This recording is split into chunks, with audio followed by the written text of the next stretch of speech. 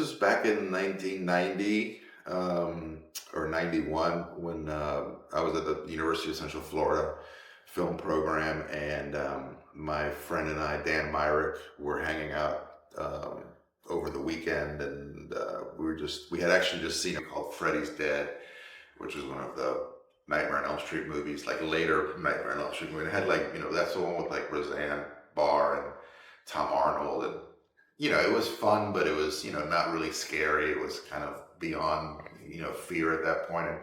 And Dan and I were just kind of like talking about how, the horror movies that we watched when we were kids were just so much scarier. And maybe it was because we were kids, that they were scarier. So we were just kind of had nothing to do on the weekend, and we were, poor. And so we just went to like this big video store and rented a bunch of movies.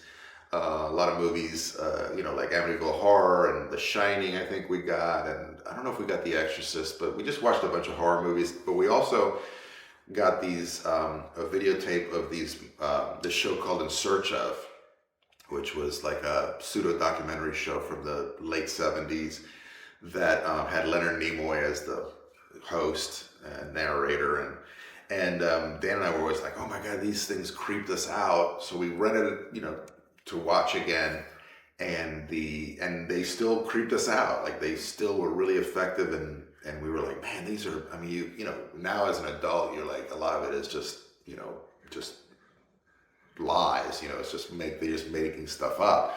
But even the lies, it's not true. Just the way that the format is, the documentary, the music, the fact that they're interviewing people, just, adds this authenticity that we hadn't seen in a long time. And, we were like, I wonder if I wonder if you could do that now, to a modern audience. Again, this is 30 years ago, and almost 30 years ago. So actually, more than 30 years ago when we came up with the idea.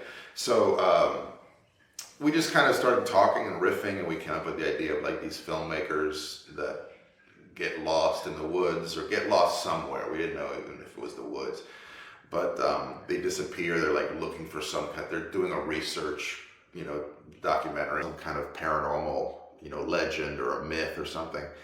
And they disappear, and then their footage is found, years later. And that's pretty much all we had. We had the idea of like, oh my, imagine if they come across a house and it's all dilapidated, and they have to go inside, and there's, creepy things in there. There's pentagrams, and, humans, there's like evidence of human sacrifice, just creepy stuff, and they have to go into this house and they're exploring, and imagine just one shot, where you're not cutting away. And so anyway, that was the kind of the idea. But Dan and I were, first of all, trying to graduate from school, and I had a feature of my own, he had a feature that he was doing.